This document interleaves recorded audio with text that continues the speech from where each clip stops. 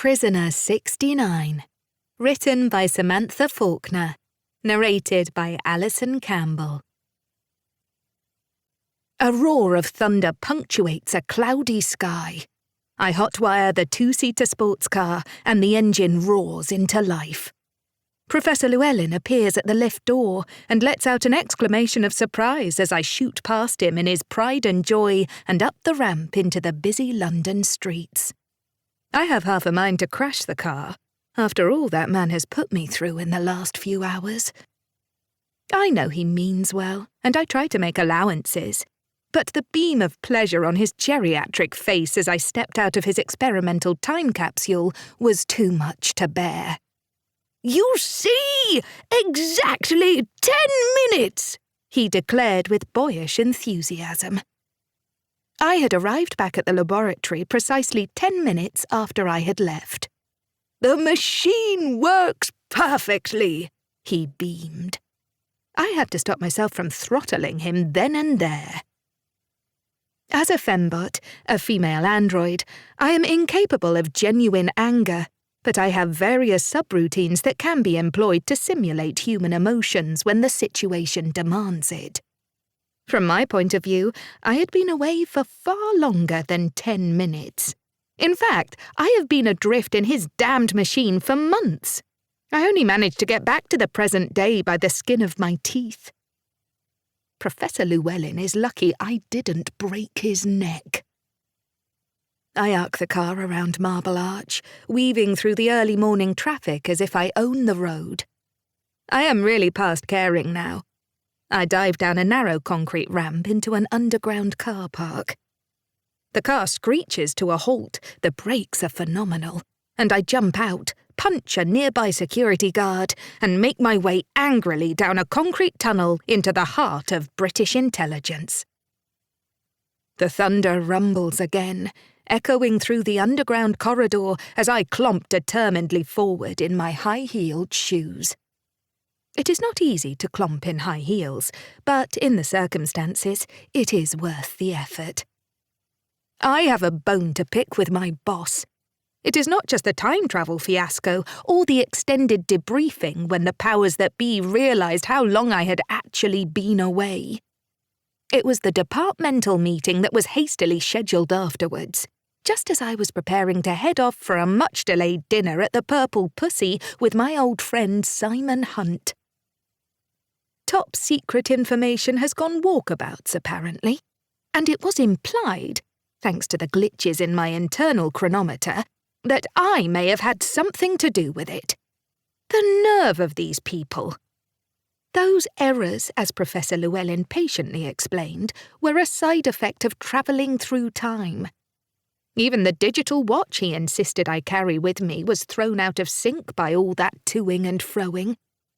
And anyway, what exactly did they suspect me of doing? Hopping back in time, stealing their secrets and then wiping my own memory? It's ridiculous. After all I've done for them. I am a good girl now. I only steal things at the request of Her Majesty's government. There is no evidence to support any of these allegations. It could just as easily have been a human agent sneaking in and Xeroxing everything on the office photocopier. But that possibility was barely even considered. If in doubt, blame the android. Well, to hell with them. I burst through the doors into a leather-lined room and confront the head honcho. Sir Patrick is not surprised to see me. He doesn't do surprise, though he is as slippery and combative as you would expect any director of British intelligence to be. He wasn't at the meeting last night, but I am sure he was listening in.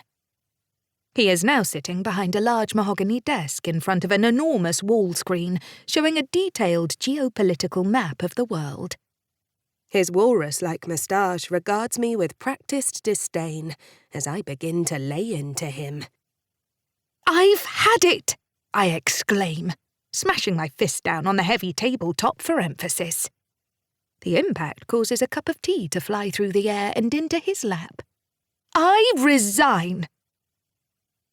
Sir Patrick does not bat an eyelid.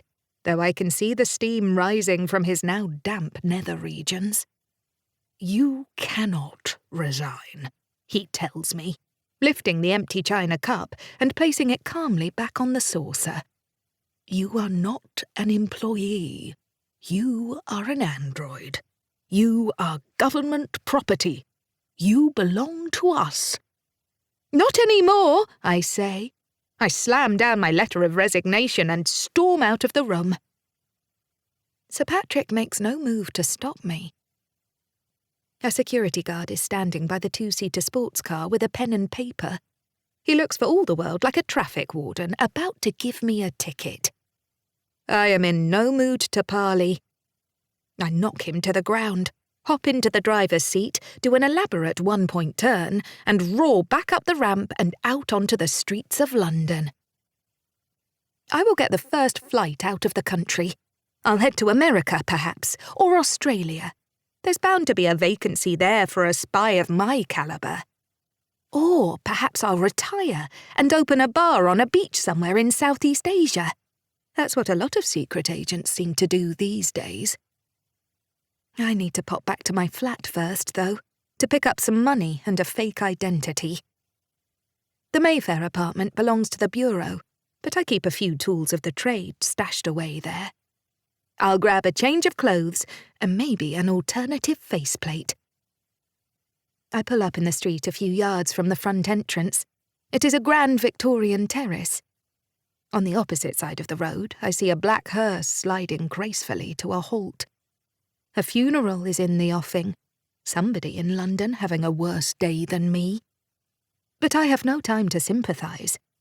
I rush up the steps to the front door of the apartment block. There is a key under the mat. High security is not necessary here. There is a passcode and a retinal scan for each of the flats. I don't have a retina as such, but my ident chip should grant me automatic entrance. The apartment I want is on the second floor.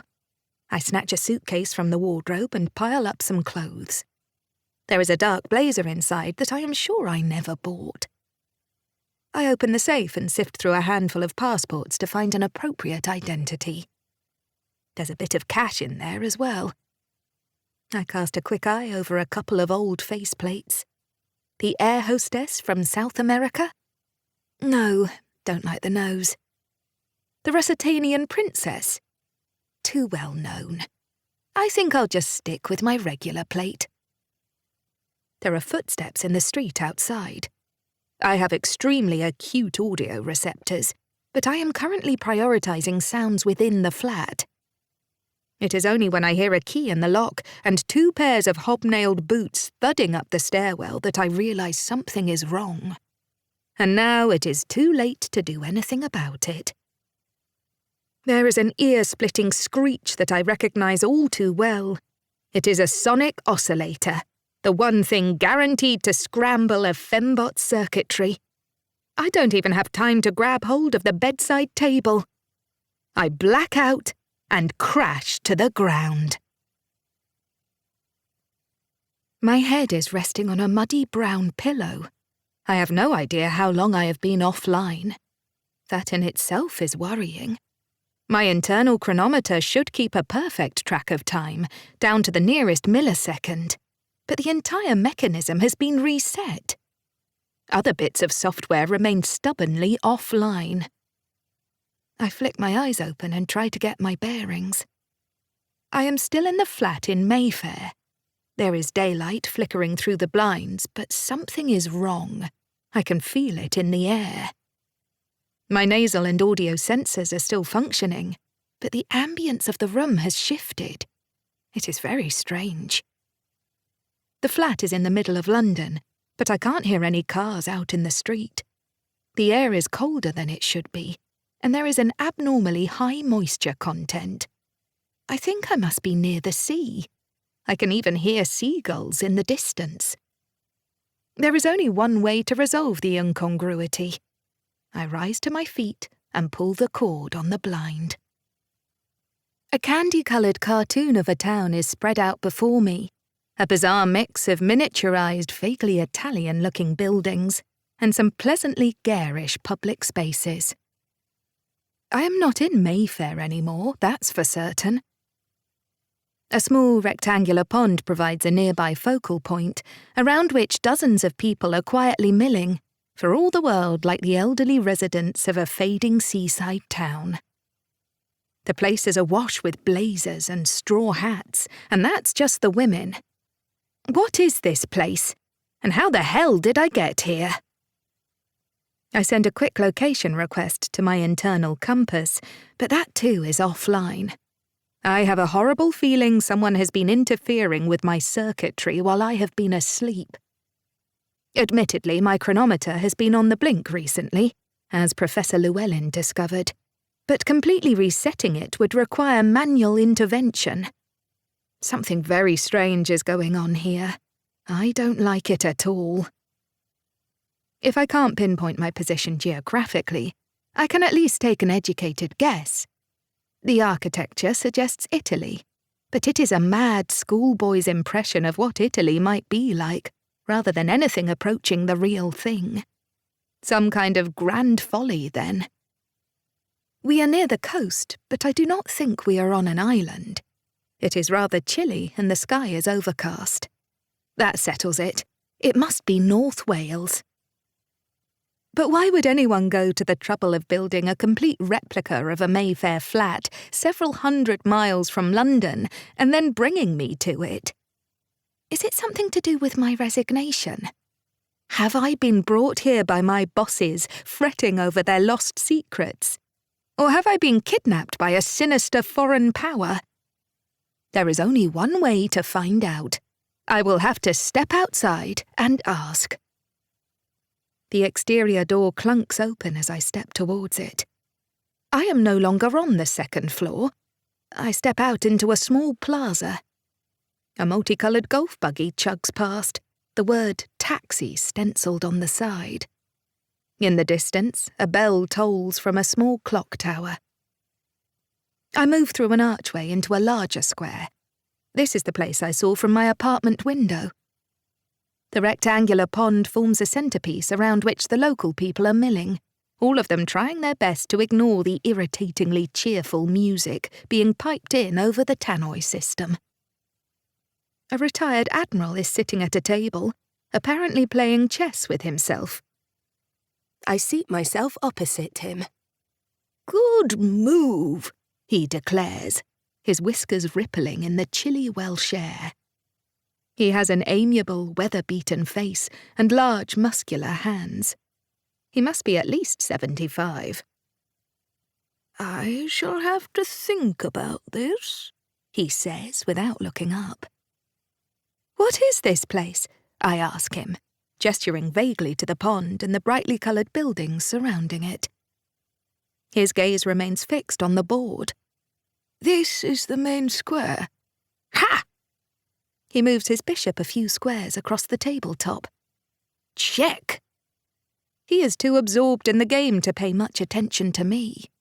It is rather irritating. I am not used to being ignored. "How did I get here?" I ask him. "You walked, I should imagine." He indicates the board. "Your move?" "Oh, what the hell?" I scan the pieces on the table. I can compute every possible move in a game like this. My side, white, is 3 steps away from victory.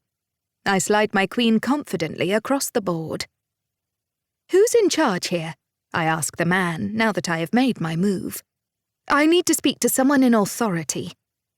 A rather nasty game is being played here, and I am not talking about the chess. "Could try the post office," the Admiral suggests. "Aha!" He moves the black bishop again. "Checkmate. Bad luck." I stare down at the board in disbelief. That is not possible. I calculated every conceivable move. Someone really has been fiddling with my circuits. I rise up and stride away from the table. "Be seeing you," the Admiral calls out. The post office is a Romanesque building with a small queue of people waiting patiently outside. As I arrive, a set of double doors begin to open, and the citizens rush forward between two faux marble pillars. The interior of the building is dark and musty, with a long row of grim-looking windows set out across the length of the room. An equally austere bunch of greying post office employees gaze back from the other side of the glass. Queues rapidly begin to form in front of each desk. I move towards the far window, the one with "Further Assistance" engraved above it. But before I can reach the desk, another door opens to my left. A small man in full black tie is standing behind the door. He is bald and looks for all the world like a toy butler. "This way, miss," he says. "You are expected." In bewilderment, I move from the post office into an ornate reception area, the kind of entrance hall you might expect to find in an ambassador's residence. My high heels echo clumsily across the floor as I follow the diminutive butler past an impressive marble staircase towards yet another door. The architecture changes again. The third room, on the other side, is metallic and circular.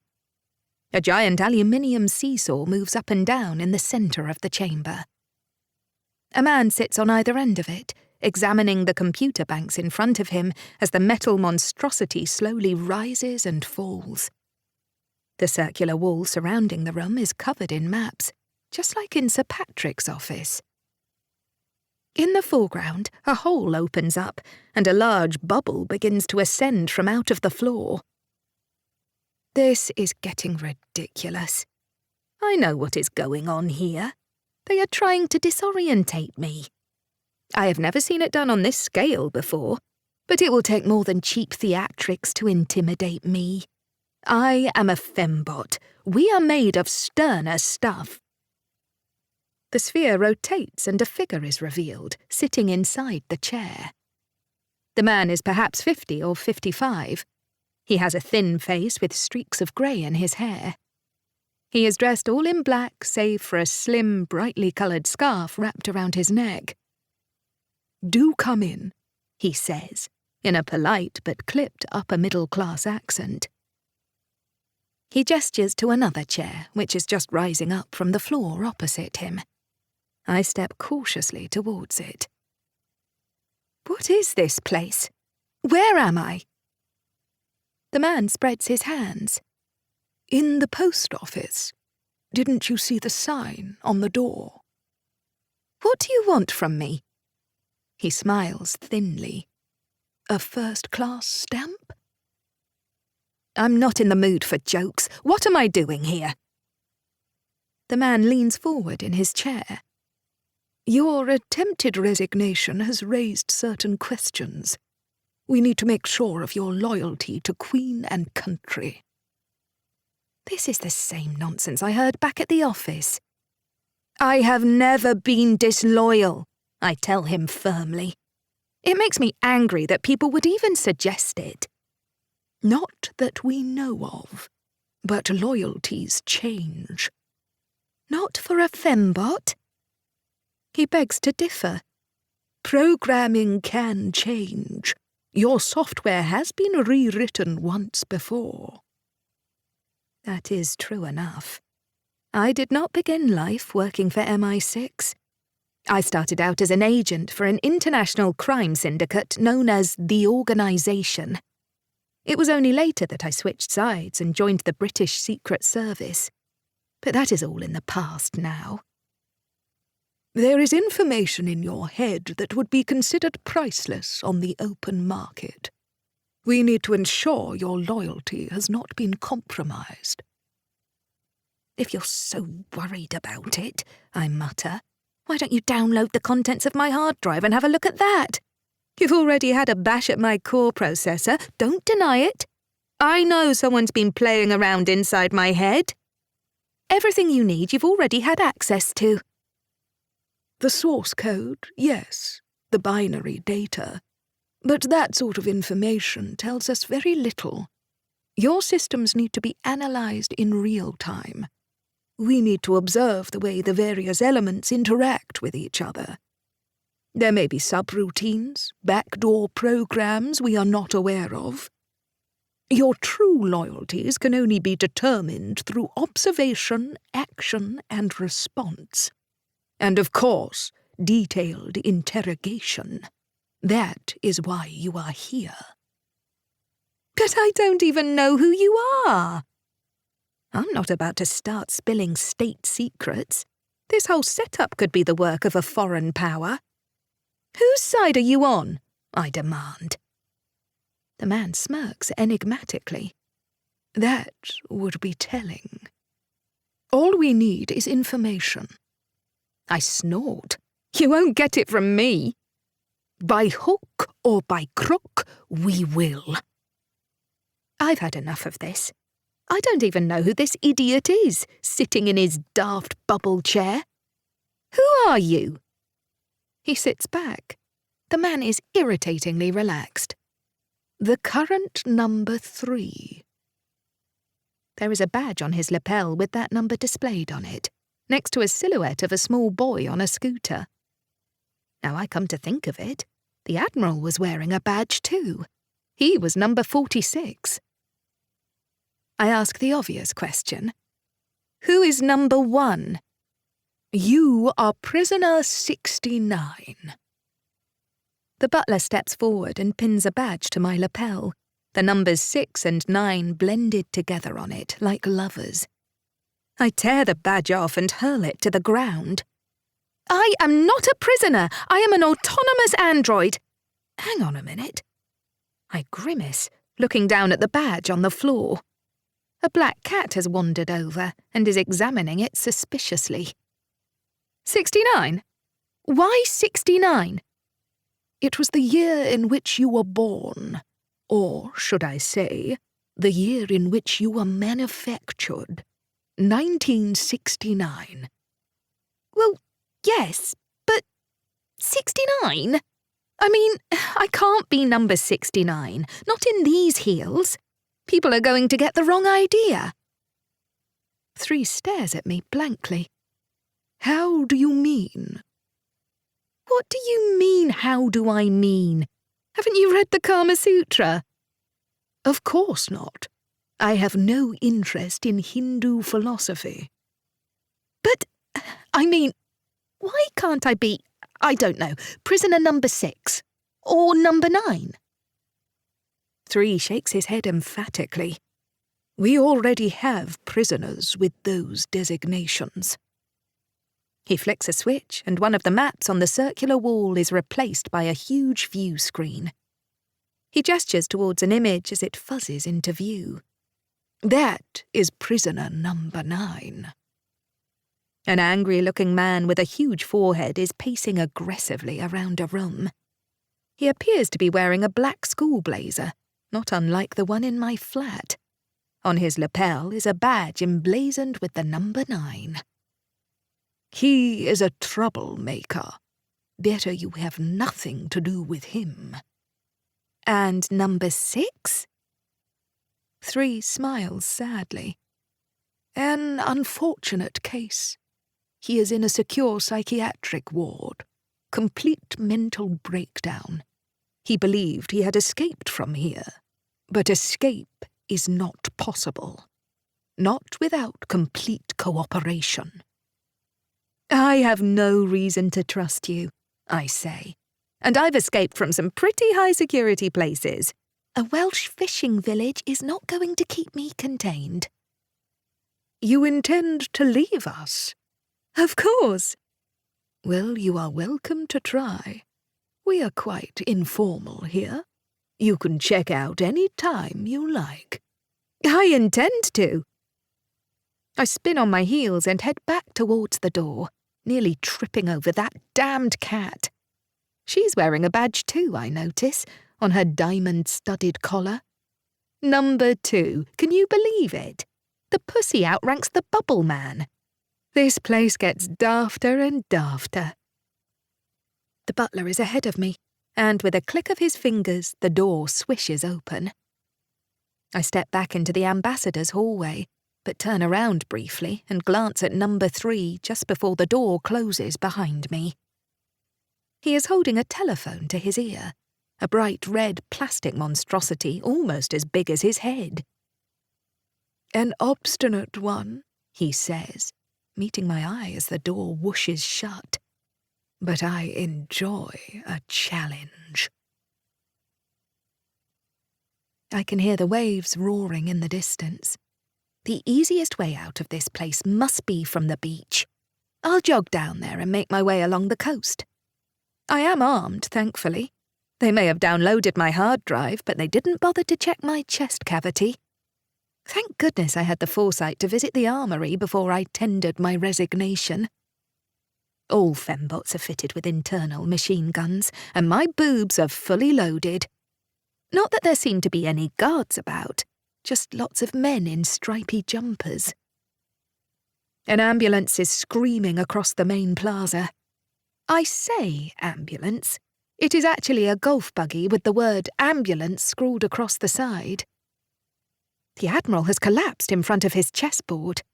I do a quick thermal image. That function at least has not been disabled, and realise with some sadness that he is already dead. A bit of residual heat lingers in the body, but it is fading fast. Another man is sitting on the opposite side of the table, a rather handsome, if severe-looking fellow in a dark blazer. It is prisoner number 9. I recognise him from the view screen. He is staring intently at the chess pieces, apparently oblivious to the human drama taking place around the Admiral. Number 3 said this was a man to avoid. I head over and flash him my friendliest grin. "Can I join you?" 9 looks up briefly and gives me a half-smile. Or it may be a grimace, it is difficult to tell. I take that as a yes and seat myself opposite him. "What happened to the Admiral?" I ask. The old man has been loaded into the back of the golf buggy. He seemed fine half an hour ago. Number 9 picks up a chess piece, a pawn, and considers it intensely. Perhaps he asked too many questions. I stifle a laugh. I get the feeling this is not going to be the easiest of conversations. "I'm Sally," I say, extending a hand. I glance down at the badge on his lapel. "You must be prisoner number 9. His left eyebrow twitches slightly. I might take that as a frown if his entire face wasn't already fixed into a permanent scowl. "I am not a number," he declares. "Fair enough. So what's your name, then?" He places the pawn back down on the chessboard. "You've just arrived here." "About an hour ago. I was warned to stay away from you." "That's very good advice." He looks across at me now, his eyes burning with intelligence. It is an extraordinary, penetrating stare. Ordinarily, passionate self-absorption doesn't do it for me. But there is something unexpected about this man. Number 3 was right. He's dangerous. I smile again. I was never very good at taking advice. I lean in closely. "Look, you don't need to put on the brooding intensity bit with me. I don't want to be here either. I'm going to run away, and I thought you might be able to help me. I haven't seen any guards. Are there perimeter fences, tripwires, sensor arrays? I couldn't see anything looking down at the beach." "They like to create the illusion of freedom, but all they really want is to make you conform. They like playing mind games. Nobody here is what they seem." "Not even you?" "Especially not me." "Well, look, I'm planning to escape right now. You can come with me if you like." Number 9 is dubious. "How do I know I can trust you?" I suppress another laugh.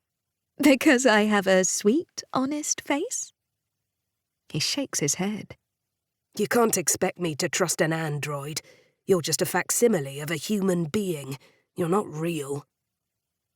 I try not to bristle. I blink instead. How do you know I'm an android? Not many people can spot the difference. It's all in the eyes. The regular 4-second blink. I shrug. Honey, I didn't say I wasn't an android. And I still want to get out of here.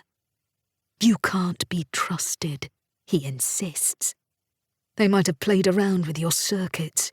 You might believe you want to help me, but you'd still be playing their game. You're not the only Fembot here. He gestures to the far side of the pond, where a group of inmates in white vests are doing a little physical work. I was aware of the activity, which had to be curtailed briefly when the ambulance headed off, but I hadn't taken note of the woman leading the exercises. She has her back to me, but now that I look at it, I recognize the solid frame. Fembot critter, I breathe. The woman stops mid-stretch and glances around. She is a good 100 yards away, but her hearing is razor-sharp, even with the chill Welsh breeze deadening the air between us. She waves a hand in greeting and turns back to the group. Prisoner number 9 is intrigued. You know her? She was weapons mistress at the Wenchweld facility.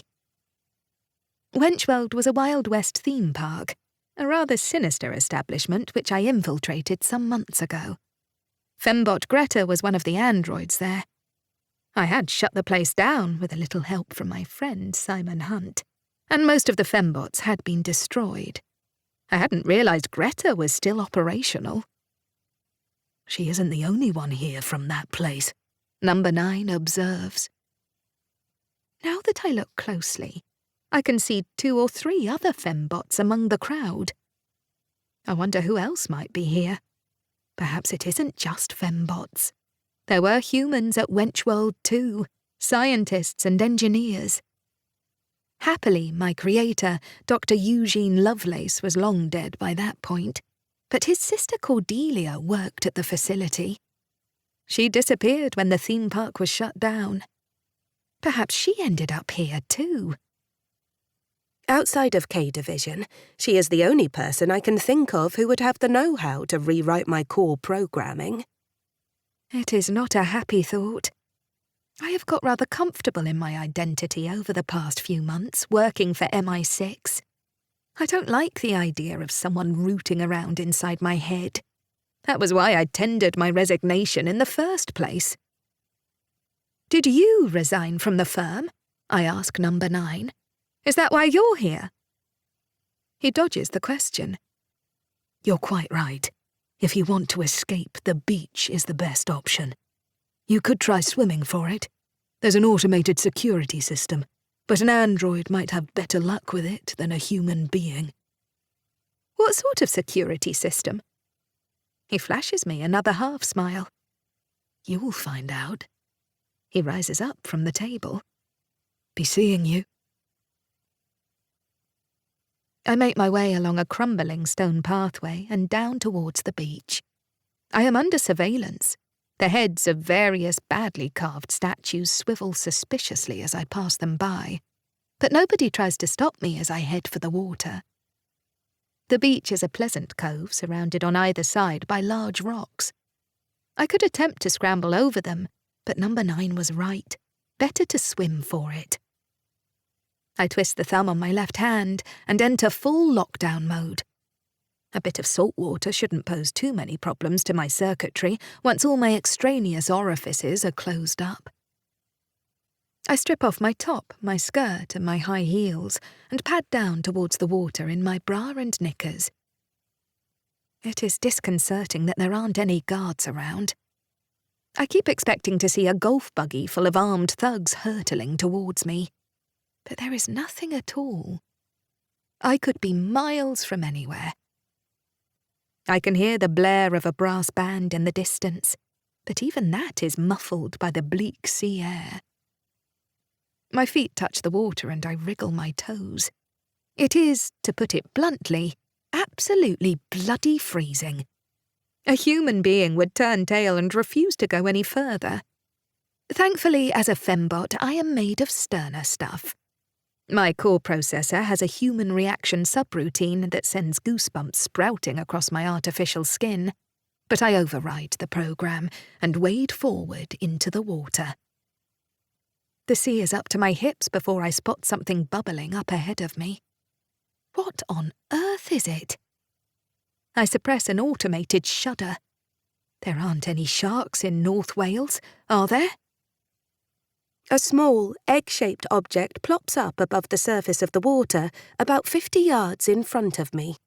It is brightly coloured, like a beach ball. Bizarrely, it is inflating before my eyes. There isn't enough depth in the water for a frogman to be lurking underneath with a bicycle pump, so I have no idea what is causing it to grow so quickly. It must be 6 feet across already. Abruptly, the brightly coloured monstrosity detaches itself from the surface of the water and starts bouncing towards me. I stare at it in astonishment. The ball lets out a howl like a wolf as it begins to bear down on me. For a moment, I stand my ground. I refuse to be intimidated. I am a deadly killing machine. I am not going to run away from a giant balloon. The thing is fairly hefty, though, and will probably knock me over if it hits me straight on. I suppose there is no harm in getting out of the way. I splash left along the shoreline and stop dead a second time. Another beach ball is bouncing across the sand in my direction. There is another roar from behind, a third monstrosity. I don't believe this. I am surrounded by giant balls. I retreat from the water, my legs dripping wet, as the inflatables close in on me. That's it, I think. No more Little Miss Nice. Time to go on the offensive. I click my machine guns into place and open fire. It is nice to have the excuse at long last. My joy is short-lived, however.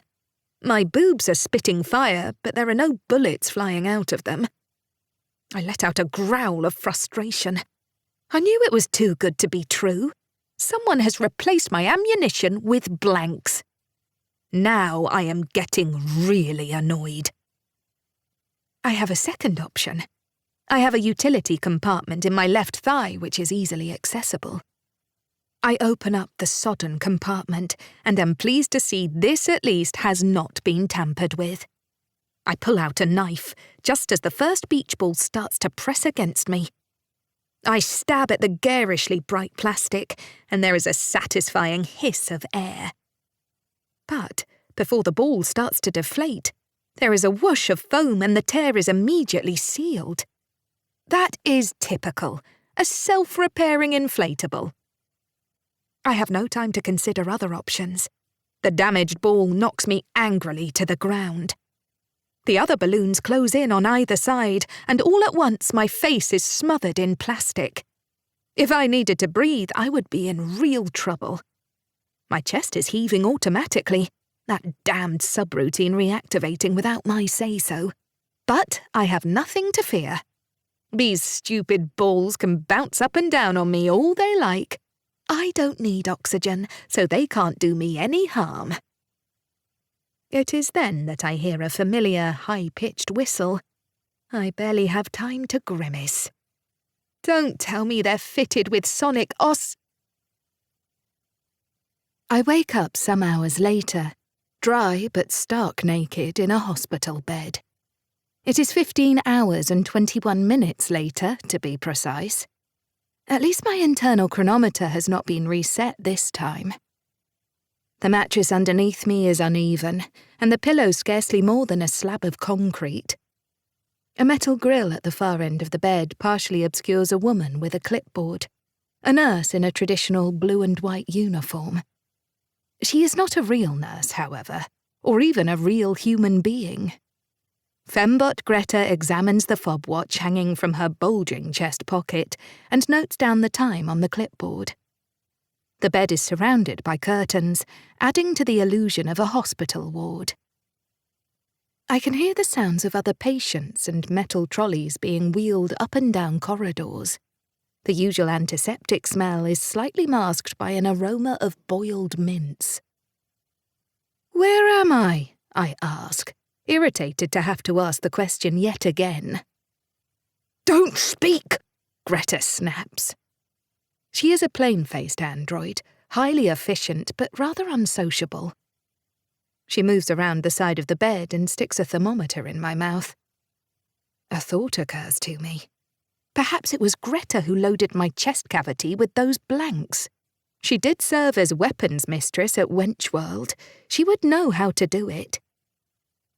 She leaves the thermometer in place for a few seconds, then pulls it out and notes down the result. 98.6 degrees Fahrenheit. Internal thermostat working perfectly. You can speak now. Internal diagnostic? I run a quick check. All essential systems online, I reply without thinking. Good. The doctor will see you shortly. Greta moves round to the back of the bed, replaces the clipboard on the grill and slips out through the curtains. Her feet clomp loudly away down the corridor. Doesn't she have a stealth mode, I wonder? Everything seems to be in order anyway. My internal diagnostic didn't lie. A few peripheral subroutines have been disabled, but I knew about those already. I have no need to stay in bed. I pull back the sheets and then remember I am completely naked. Someone has run off with my bra and pants. Hopefully they're being properly laundered. There's nothing worse than sand in your knickers when you don't have access to a decent shower. A hospital gown is hanging from a peg to the side of the bed. There is a pair of pink slippers on the floor as well. I slip into both and pull back the curtain. The ward is small, 4 beds in all, including my own. 2 men in pyjamas are playing cards to my left. Both of them seem vaguely familiar. I send a query to my personnel database, but the information has been password protected. I do recognise the person on my right, however. It is the Admiral. He is sat up in bed, smoking a pipe and gazing down at a chessboard, which is laid out on a tray in front of him. He is looking rather well for a dead man. "Morning," he says without looking up. "Your move, I think." "Admiral?" I cross over to his bed. My gown slips open and the man does a double take as he finally glances up at me. "Good Lord!" He regards my naked figure in surprise. "A woman!" I pull my gown shut and simulate a blush. "Sorry about that." The Admiral shakes his head and chuckles good-naturedly. "Not to worry, my dear. Happens to the best of us." He laughs again. "Good Lord! I haven't seen a sight like that since before the war." His attention returns to the chessboard. Even my naked torso cannot distract him for long. I bow to the inevitable and join in with the game. The Admiral raises an eyebrow as I shift the rook in a straight line to take one of his bishops. "Novice, eh? Mate in 4, I'm afraid," he chortles.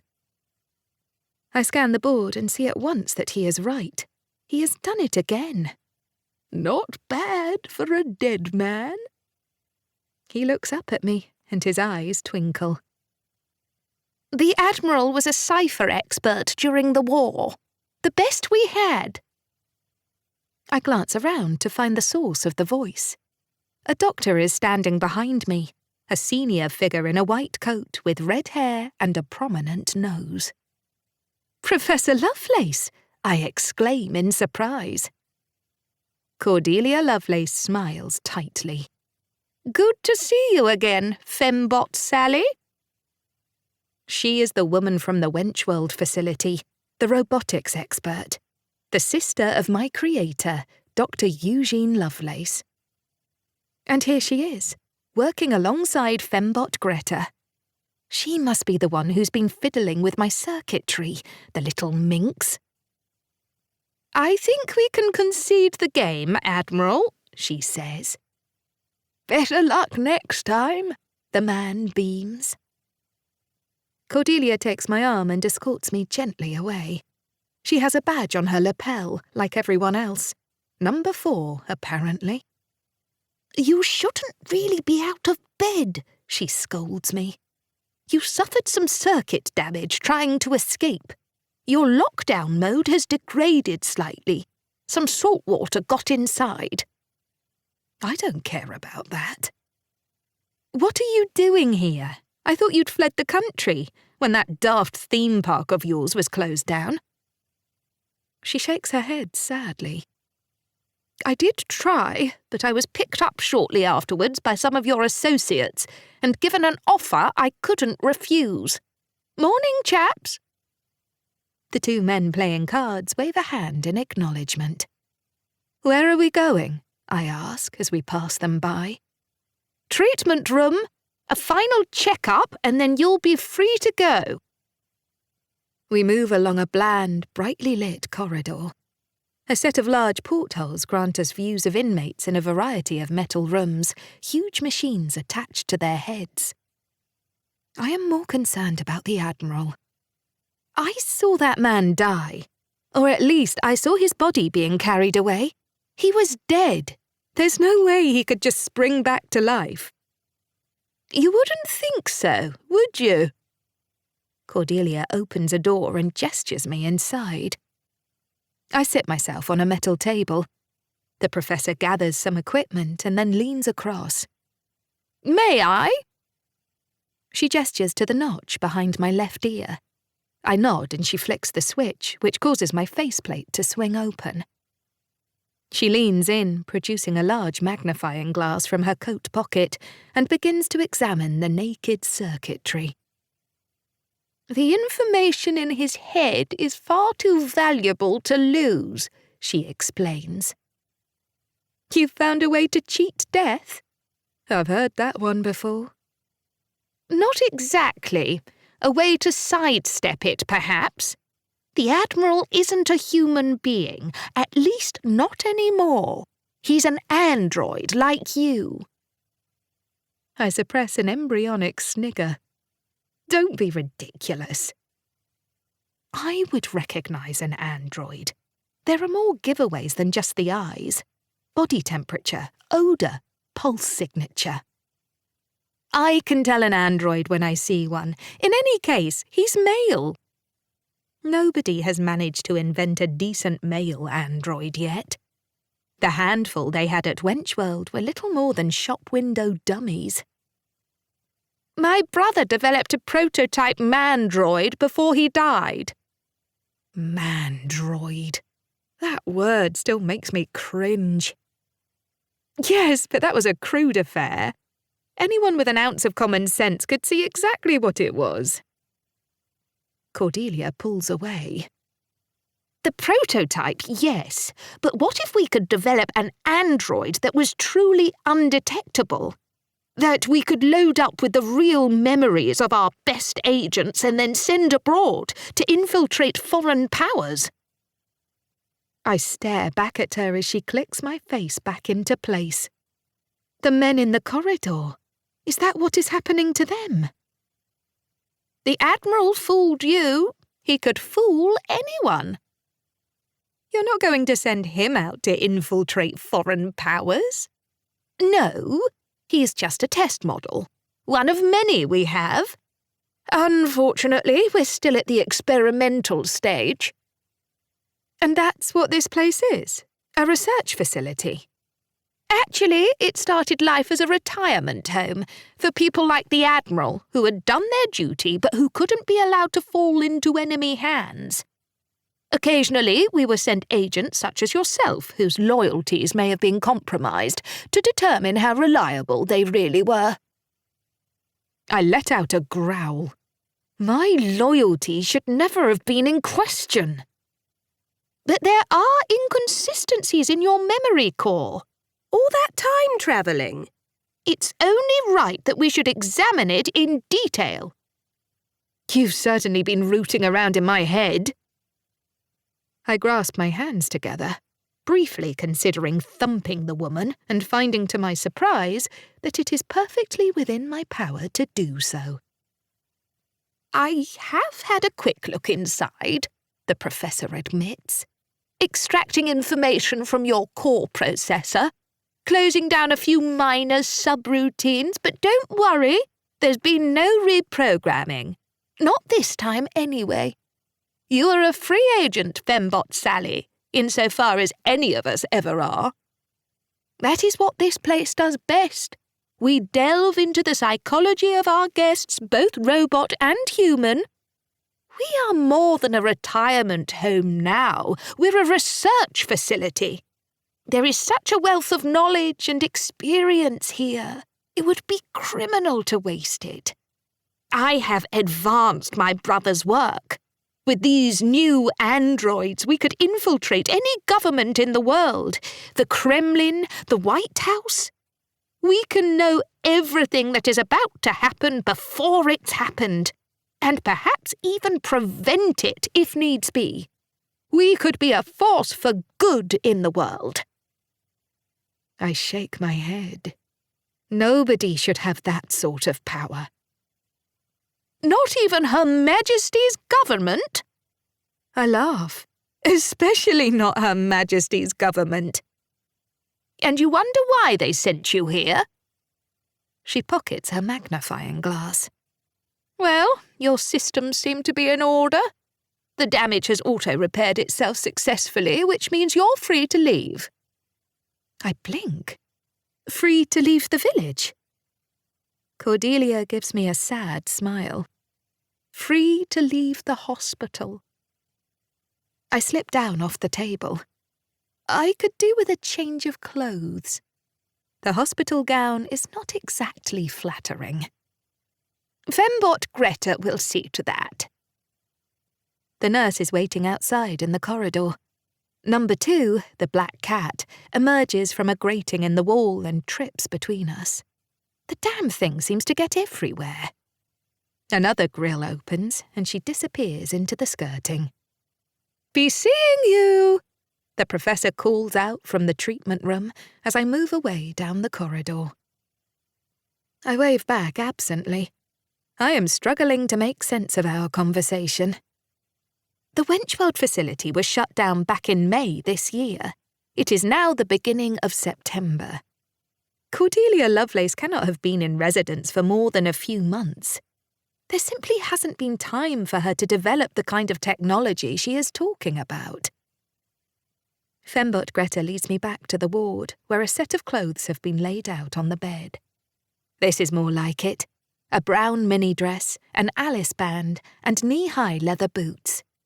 Still no knickers, though. She draws the curtains back around the bed, and I quickly get changed. I could do with a shower as well, but that will have to wait. I step out of the enclosure and take another look at the Admiral. He has a plate of mince in front of him, which he is just polishing off. I throw everything I have got at him. Thermal imaging, odour analysis, a brief time and motion study. There is nothing abnormal. He is a human being, I am sure of it. He must be.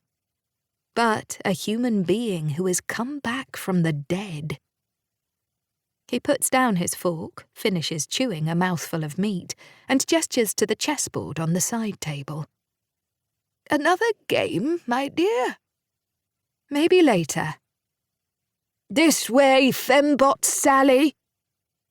Greta has crept up behind me. She does have a stealth mode after all. "Let's get you properly checked out, and no more paddling in the sea," she admonishes. "I don't want to see you back here again." A tuneless but enthusiastic brass band is making its way across the main square. The villagers are dressed in carnival clothes, even more garish than their usual attire. Bunting is festooned everywhere, and long lines of tables are laden down with sausage rolls and pineapple chunks on sticks. At the centre of it all, carried aloft on a large, brightly coloured chair, is a man I have never seen before in my life. He has a crown of flowers perched on top of his head and a benevolent expression on his face. Prisoner number 9 is watching from a terrace overlooking the square. I sidle up beside him. "Who is that?" I say, gesturing to the man in the chair. He is a slender, ageing fellow with heavy-framed glasses and a nervous moustache. "The new number 3. "New? What happened to the old one?" "I've never been able to find out, but a new number 3 arrives here every Friday afternoon, like clockwork." He turns to look at me then, with a sardonic smile. "I take it your escape attempt didn't work out?" "You could have warned me about the beach balls." "I did warn you. Not a pleasant experience, but I thought a Fembot might be able to cope." "Thanks for nothing, the smug git." I turn my attention back to the parade. Games are being played on a lawn just below the main square. A checkered carpet has been laid out, and various villagers have dressed themselves up as enormous chess pieces. Frankly, they look ridiculous. The Admiral, in a bath chair, is slowly being wheeled into a position overlooking the board. Number 9 does not seem surprised to see him alive and well. The diminutive butler, with a megaphone in his hand, stands next to the retired naval officer, ready to call out the moves. The assorted pawns, rooks, and bishops stand ready, awaiting their instructions. Number 9 lets out a sigh. "I've been here 6 weeks now. I'm getting rather bored with this chess motif." I can only agree. It's meant to be a retirement village. Doesn't anyone play dominoes? He smiles tightly. "That would be far too straightforward."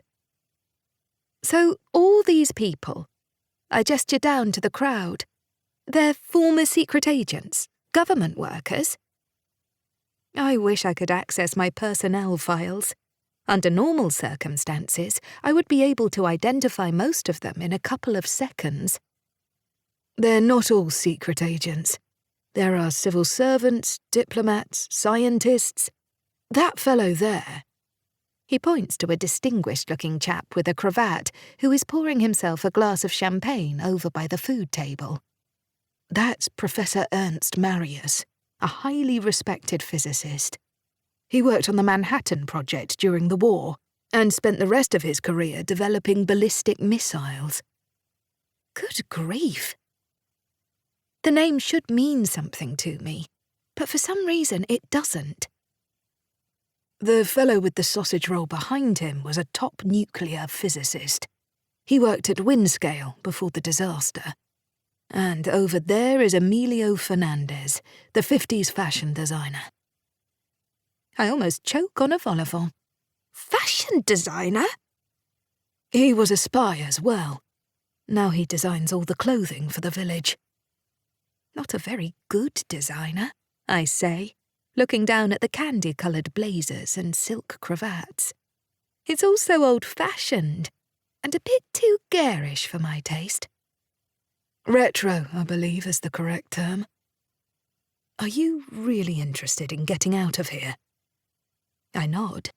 I want to get as far away from this madhouse as possible. "Understood. But don't you want to know what's really going on?" I shake my head. I've given up investigating. I'm meant to be an ex-secret agent. That was the whole point of me retiring. "But there's far more to this place than just a retirement home or a government research facility. There is a way out. But there's something I need you to see first." I raise an eyebrow. Oh? "Meet me at the candy floss stall at 11 o'clock tonight. And bring a torch."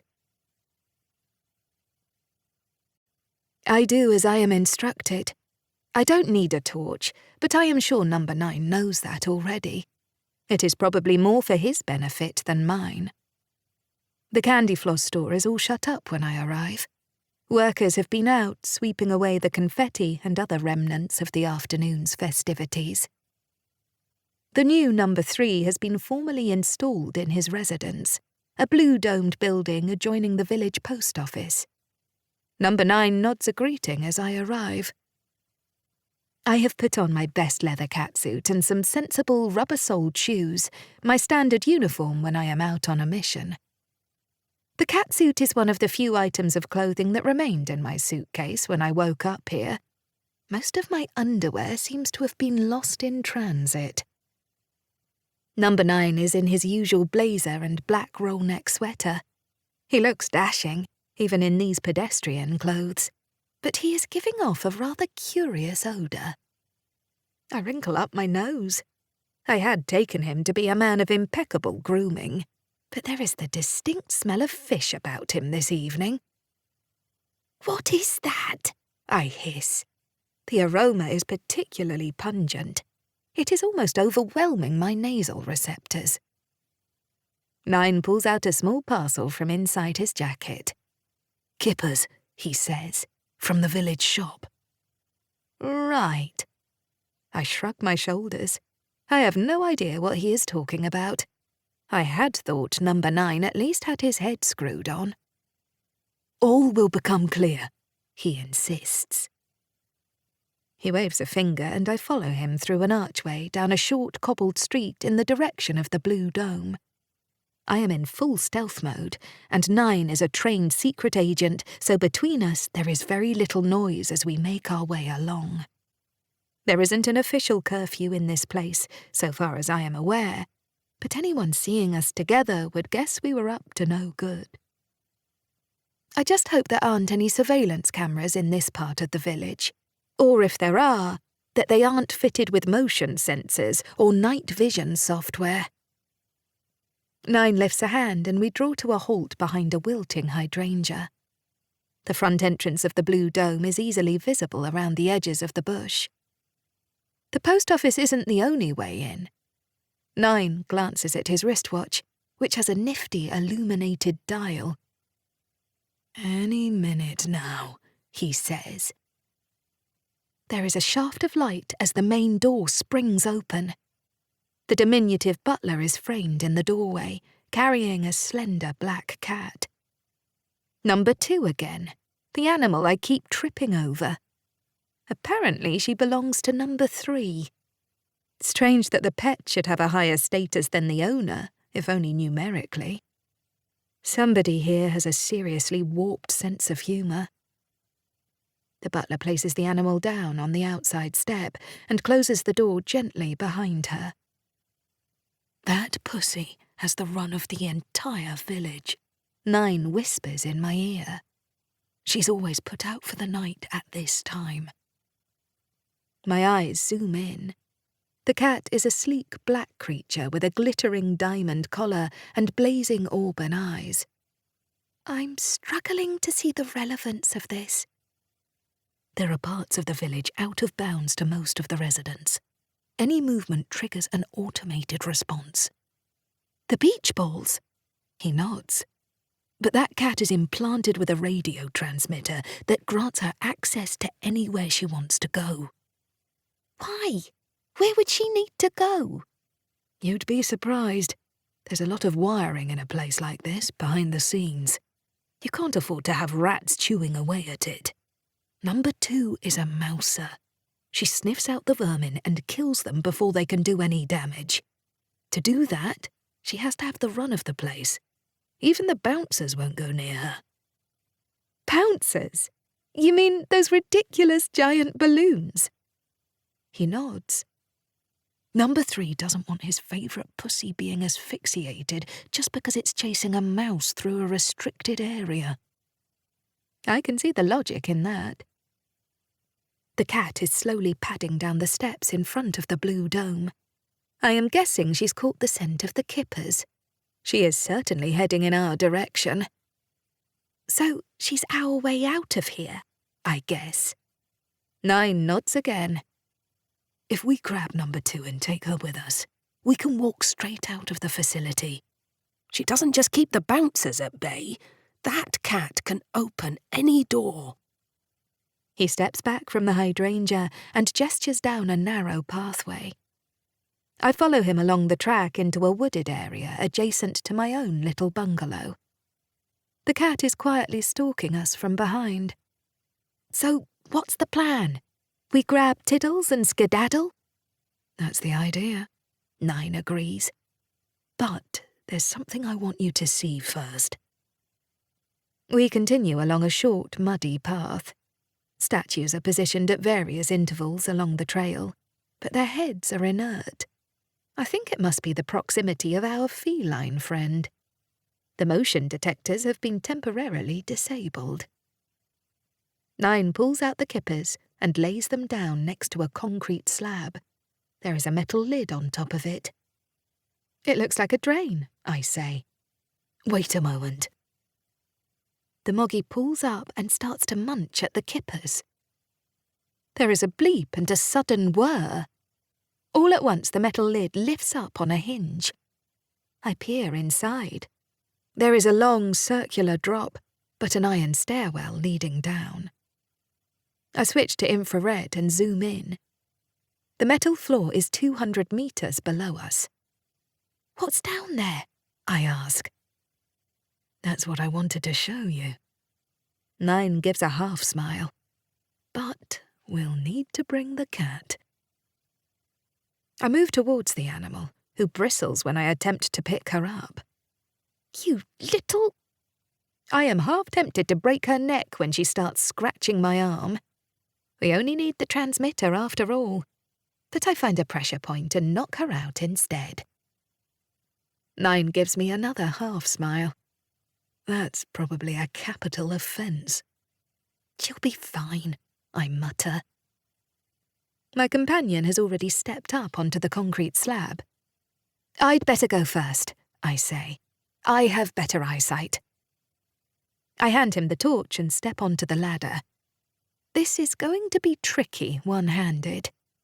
If I had known I was going to be carrying an unconscious pussy, I'd have brought a rucksack with me. I do have a utility bag in my left thigh alongside the knife, but I'm not stripping off my catsuit to get at it just now. The descent takes some time, but the tunnel is narrow, allowing me to press my back against the far wall to give myself additional support. Number 9 descends blind, giving me a rather pleasant view of his backside as he makes his way down. I am no fool. I wasn't going to let him go first. No one gets to see my arse from that angle, even in the dark. And if 9 slips, I will be there to catch him, or at least cushion his fall. There is a slight drop at the base of the ladder. A small, faceless antechamber is dominated by a large circular door. It could be the opening to a bank vault. It is heavy-duty industrial. Number 9 arrives beside me and switches on the torch. Do you know what's on the other side? I ask. He shakes his head. I'm not sure. This is the first time I've brought the cat down with me. Number 2 is beginning to rouse. Just having her close to the door does the trick. A sequence of lights flashes on a small panel. There is a loud bleep, a heavy clunk, and then a hiss of air as the door slowly rotates itself open. I send the cat back to the land of Morpheus and move in. 9 shines his torch across the interior. We are in some kind of dormitory. A row of bunk beds fill up the space. A television set nestles in a corner beside a prototype video recorder and a shelf unit filled with books. There are boxes of games, too. Snakes and ladders, Ludo, you name it. Other doors lead through to a kitchen and dining area. It looks like a bunker, I say. Some kind of bomb shelter. 9 nods seriously. What was the door made of? Lead, titanium, a bit of platinum. Heavy-duty stuff. Curiouser and curiouser. This isn't part of a research and development program, I say. Perhaps it's meant to protect the people here in the event of a nuclear war. It's possible, 9 concedes. but rather unlikely. There's another door through here. He points the torch at a second circular gate. That must be the main entrance. Saves going back up the fire escape, I think. Shall I? I lift up number 2 and step towards the metal circle. Behind us, the first door clangs shut. Safety mechanism. 9 guesses, glancing back. You can't have both doors open at the same time. Better switch off the torch, I suggest. There's no telling what's on the other side of this one. Even my senses cannot penetrate 3 feet of solid lead. The mechanism groans and the door swings loudly open. I step through it and know at once that I am in a much larger space. The acoustics have changed for a start, and there are people here, a dozen thermal signatures at least, though nobody seems to be moving. I begin to say. Suddenly the room is flooded with light. I say room, it's more like a giant cave. Neon lights flick on one by one in a line across the curved roof. And in front of us there are armed guards, standing in the back of golf buggies. At last, proper henchmen in boiler suits carrying machine guns. Much more fun than swivelling statues. My attention is drawn to a small figure in a wheelchair, flanked by 2 enormous bouncers, which jiggle up and down menacingly either side of him. A badge is attached to his lapel. At last, the real number 1. Astonishingly, the figure in the wheelchair is known to me. He is the spitting image of Professor Cordelia Lovelace. Well, apart from the hair. And the nose.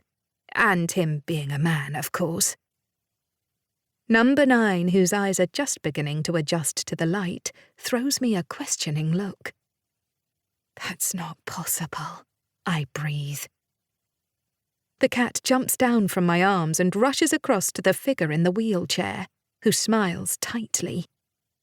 Well, well, well, he says. You have been a naughty girl. It is my creator, Dr. Eugene Lovelace, and I don't think he's talking to the pussy. Prisoner number 9 has been strapped to a metal table. A fembot in a pink negligee is attaching electrodes to his head. I am getting feelings of déjà vu. It is almost as if I am back with the organisation. They were quite big on electrodes. Only the decor here is different. A brightly lit laboratory rather than a brightly lit underground cavern. I don't recognise the fembot, so she must be one of the new models. Fembot Katrina, apparently. She is blonde and pert, with cherry-red lips and dimples on her cheeks. But for the uniform, I would not have known she was an android. It is astonishing. Her eyes blink whenever she likes. Cordelia was telling the truth. The scientists here really have perfected an undetectable android. What are you doing to him? I demand angrily, gesturing to the table where number 9 is lying prone. But I already know the answer. I have seen it done before. We are scanning his brain pattern, my creator replies. We will upload his memories into a robot duplicate and send it out into the world. I stare down at the impossible figure in the wheelchair, Dr. Eugene Lovelace himself. He, in his turn, stares directly at my chest. I had forgotten what a pervert he was. Rumour has it he only created the fembot because he couldn't get a date with a real woman.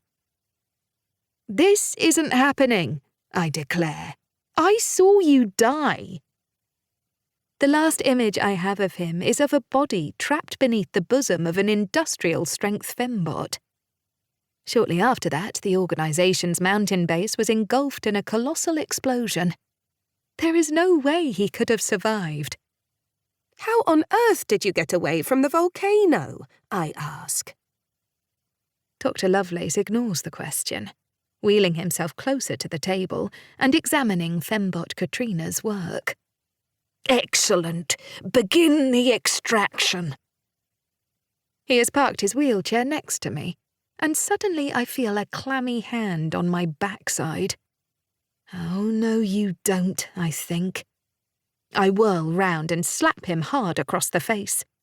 His wheelchair recoils under the impact, and Fembot Katrina steps between us, her machine guns clicking into place.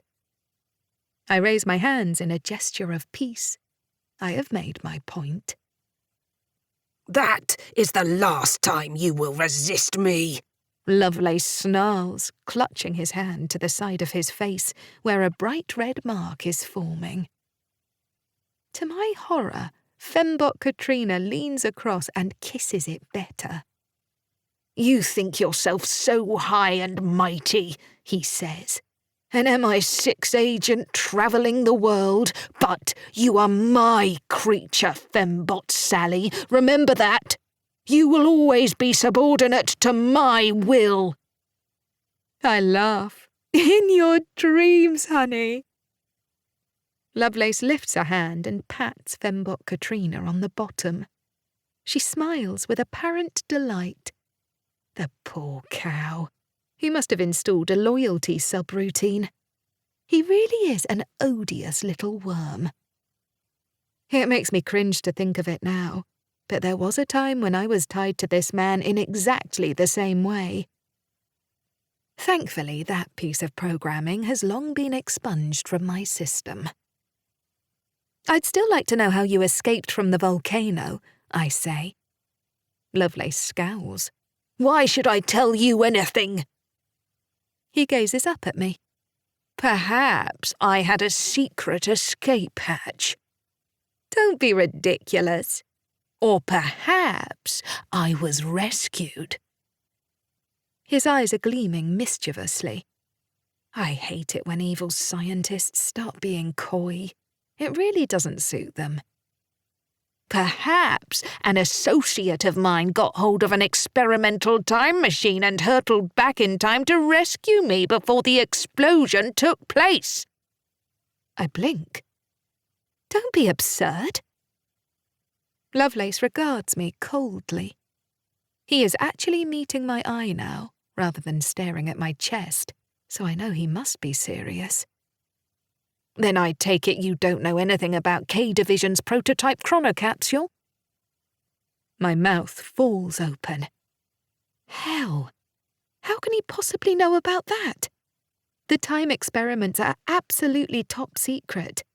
I only know about them because they needed a guinea pig to test drive the capsule. The doctor is looking very pleased with himself. I have an agent working at the very heart of British intelligence.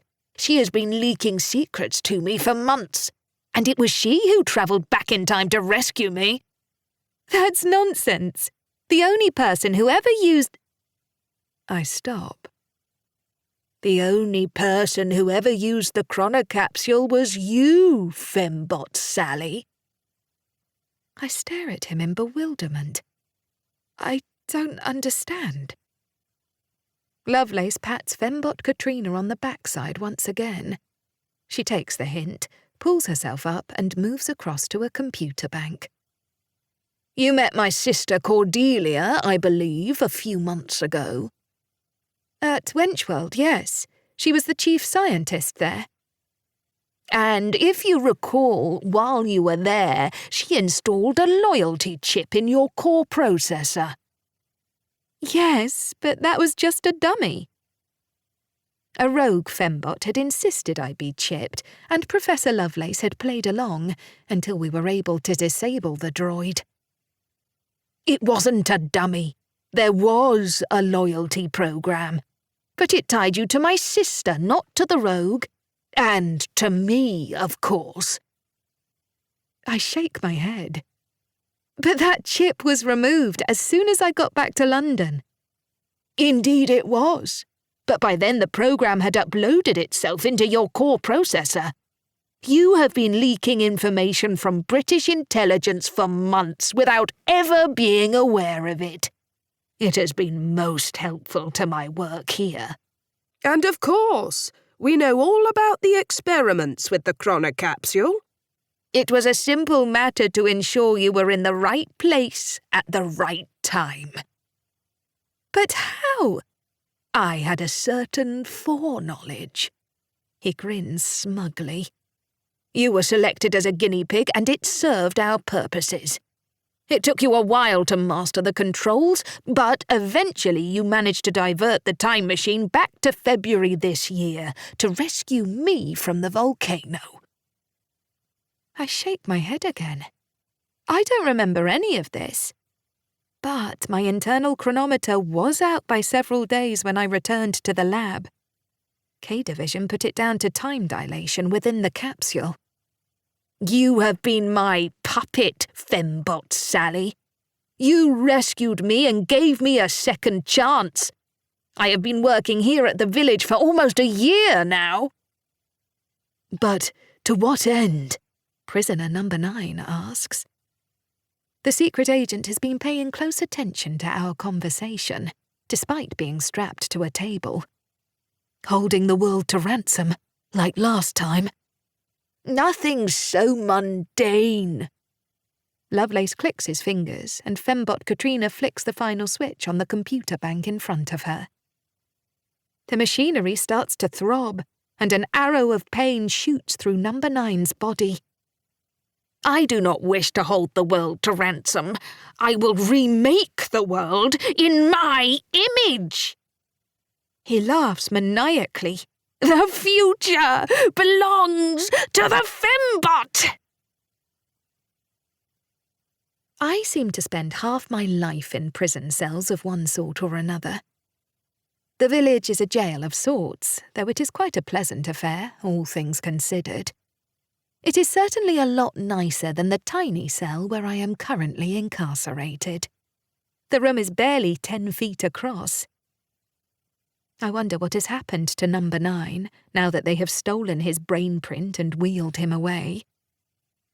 I didn't see the man-droid body they uploaded his consciousness into, but I know it will be a perfect duplicate. Lovelace and his sister have had a year to perfect the technology. She was never too keen on Eugene's mad schemes, but her obsession with robotics has blinded her to her brother's true intentions. Lovelace wouldn't tell me what they were, of course. He has learnt his lesson, blurting out schemes left, right and centre, but I can guess some of it. My own part in rescuing the man and bringing him here makes me cringe when I think of it.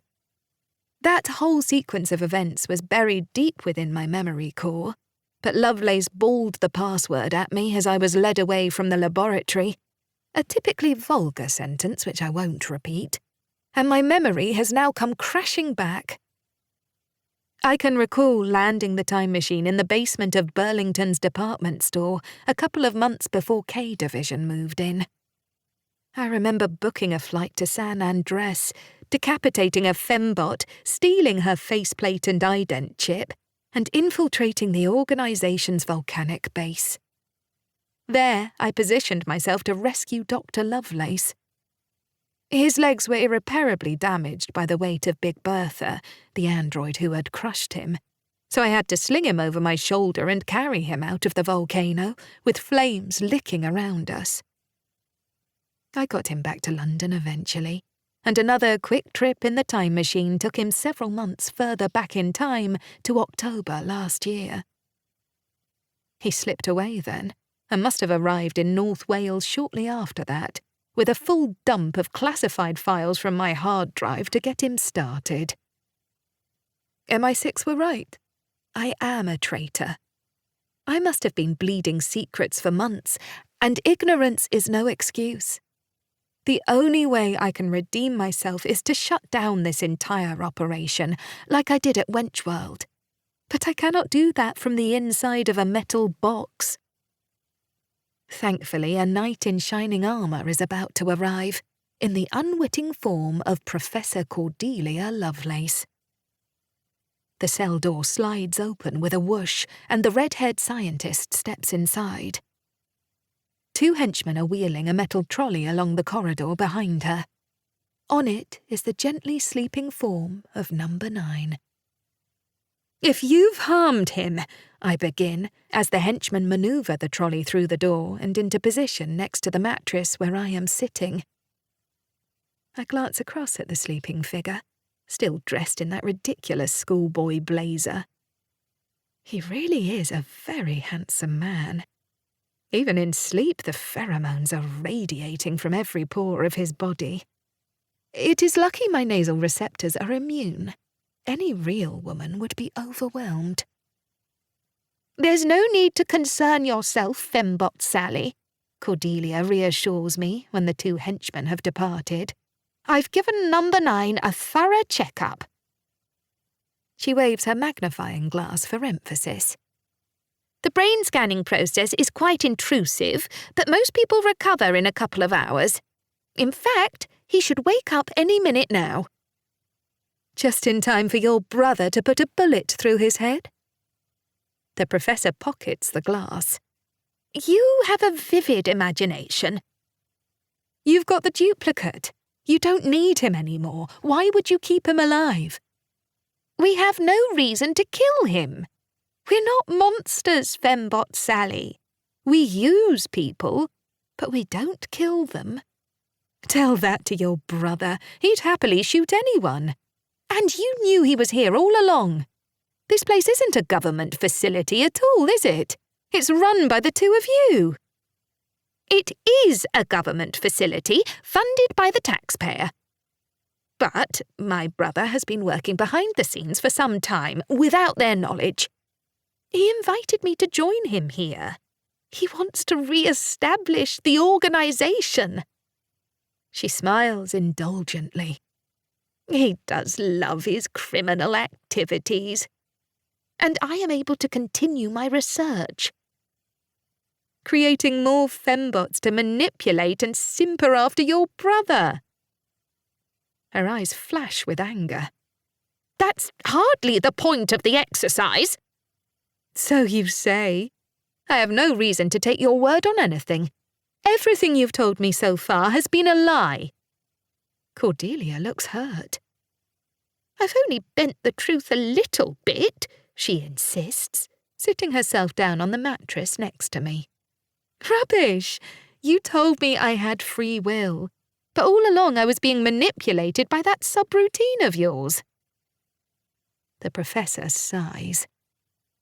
"That was a necessary evil. We needed specialist information. And, more importantly, access to K-Division's experimental time machine. We had to complete the time loop to make sure you rescued my brother from San Andres. But everything you've done since you've arrived in this facility has been of your own free will. Eugene likes his little toys, but I know the true value of androids is in their capacity for independent thought. That is nowhere more evident than in your case." She smiles slyly. "Actually, I've been reviewing your memory banks. That's why I came to see you." "Oh? You travelled into the far future in that machine of yours, to a period when fembots ruled the Earth." I shudder at the memory. It wasn't a pleasant experience. I nearly got eaten by a dinosaur. "But don't you see? It means the technology we are creating here is a success." "Not in my book. Those fembots were deranged." "Perhaps, but it doesn't have to be that way. With the information you've provided, we can shape a better future. The work we are doing here can be a force for good." "Tell that to your brother." Cordelia grimaces. "He is not an easy man to talk to. He does like causing mischief. But if his little criminal enterprises help to fund our research, then I am prepared to turn a blind eye." "It's more than a little criminality. Your brother has plans far beyond re-establishing the organisation." "Of course he hasn't," the professor exclaims crossly. "I would know about it if he did." "So, what is the nuclear bunker in aid of?" She frowns. "What nuclear bunker?" The nuclear bunker buried a few hundred feet beneath this village. There is an underground facility, but it's not. That future I saw, where Fembots ruled the Earth, everything that took place there was in the aftermath of some kind of nuclear war. I think your brother intends to bring about that war, in the here and now, to destroy the world and ride out the storm in that bunker. That's nonsense. Is it? He said it himself. The future belongs to the Fembot. Cordelia Lovelace is beginning to look worried. There are experiments that have been going on below ground. I'm not privy to everything. But, now you mention it, we have been scanning the brain patterns of an awful lot of nuclear scientists. I've been focusing on the mandroids, but I know there has been a certain amount of time devoted to weapons systems. What sort of weapons? I ask. The professor hesitates. Nuclear weapons? She nods. Just as an extortion threat. Pay us $1 billion or we blow up the world. You know what Eugene is like. It's just a bit of grandstanding. He would never actually use them. Them? You mean there's more than one? We have as many weapons as there are androids in this facility. Every Fembot is fitted with a miniature atomic reactor. You have one yourself as a fuel cell. In certain circumstances, a reaction can be triggered which would create an almighty explosion. You would need additional equipment to make a really big bang, but unlike you, these new mandroids have enriched plutonium reactors. Plutonium? Where on earth? We're a government research facility. We're allowed to handle dangerous substances. And, as I said, we need atomic power to create our android duplicates. I stare at her, aghast. And you're sending these duplicates out to infiltrate governments across the world? That's right. For information initially, and then for extortion. I shake my head vehemently. For destroying the world as we know it. Cordelia blinks and then lifts a hand to her mouth in horror. No, that's not. He's mad. Your brother's going to annihilate the entire human race. She swallows hard. Her eyes are as wide as saucers. I am right. She knows I am right.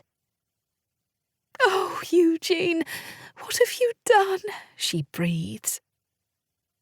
What I have done is for the benefit of everyone, Lovelace declares, his voice booming over the intercom system. He has been listening in, of course. It was inevitable that he would. But I would rather have explained it to you in person. Eugene, you must stop this. It's too late. The wheels are in motion. I will send an escort to bring you up to the control centre. You must be with me for the final moments. There is a click as the intercom switches off. Number 9 pulls himself up uneasily on the trolley. We knew something was seriously wrong here. He has been awake for some minutes. My resignation was staged. Sir Patrick sent me here to investigate all this. But we never dreamed it was this bad. Your brother is a megalomaniac. He must be stopped. You need to rest, the professor tells him. The after effects can wait. We need to stop this now. 9 swings his legs over the side of the trolley and staggers to his feet. The cell door swings open in front of him, and a platoon of Fembots stand waiting outside. They are dressed in regulation pink negligées, and their boobs are fully primed. The blue-domed roof is peeling back to reveal the morning sky. It is dark and overcast, without so much as a hint of sunlight. That's Wales for you. The chill air fills the control room, condensation bleeding down the various display screens. But Dr. Lovelace stares up at the sky with a joyful face. "I don't often come up here," he confesses, gazing at the metal seesaw as it rises and falls. "My face is too recognisable." Number 3 is sat in his bubble chair, overseeing the everyday administration of the village. According to Cordelia, all the number 3s are man-droids. The same man-droid, in fact, with a different face each week. "But today," Lovelace adds, "I can indulge myself. My great plan is about to become a reality at last." A helicopter is taking off from a platform outside. I look up and see the whirring blades as they chug into view. "The last of my duplicates being sent out. Your duplicate," he says, nodding gleefully at number 9. "But he isn't ready to be sent," Cordelia protests. "I need to perform some final checks." "That isn't necessary," her brother insists. "Better to bring the plan forward by a few hours in light of your conversation." Lovelace obviously doesn't want his sister putting a last-minute spanner in the works, now that she knows what he's up to. "The duplicate will be in London within the hour. I wanted you all to see him off before the end. I wanted everyone to witness my triumph." "You're a madman," the real number 9 volunteers, as the helicopter disappears from view above us. "You'll never succeed." "You must stop this," Cordelia insists. "You must stop it at once." "It is too late, my dear. Nothing in the world can stop me now." He laughs and wheels his chair towards me. "Number 9 can die with the rest. I have no need of him anymore." I throw a look at Cordelia. Didn't I say Lovelace would put a bullet in his head? The professor looks away in embarrassment. "As for you, prisoner 69, I haven't decided yet whether I shall let you live." That number again, 69. I bet it was him who chose it. This is the man, after all, who christened me Sally Shagwell. He stares lecherously at my breasts, which are partially visible through the zip of my leather catsuit. "I suppose you might be useful, with a little reprogramming." I've had enough of this. I pull down the zip, and under Lovelace's surprised but excited gaze, I slide a hand inside the fabric. Quickly I grab hold of the blade I have secreted there. My boobs may not be properly loaded, but I still have the knife from my utility compartment. Before any of the guards can react, I whip out the steel dagger and thrust it directly into Lovelace's scrawny neck. His eyes widen in terror and then instantly freeze. I step back and allow him to crumple forward, dead, onto the floor. The wheelchair collapses on top of him. There is a moment of stunned silence. The lights from the view screen walls flicker briefly, as if in dismay. So, Cordelia was telling the truth. I do have free will after all. A nearby droid, Fembot Sammy, steps forward to snap my neck, but she glances across at number 3 first, awaiting approval from the authority figure in the bubble chair, like the good little drone she is. 3 raises a hand, granting a stay of execution. But I do not care what they do to me. Lovelace was mad. He deserved to die. Oddly, his sister does not seem at all upset. The main door whirs open, and the miniature butler steps into the control room. He bows curtly as a second figure strides confidently past him.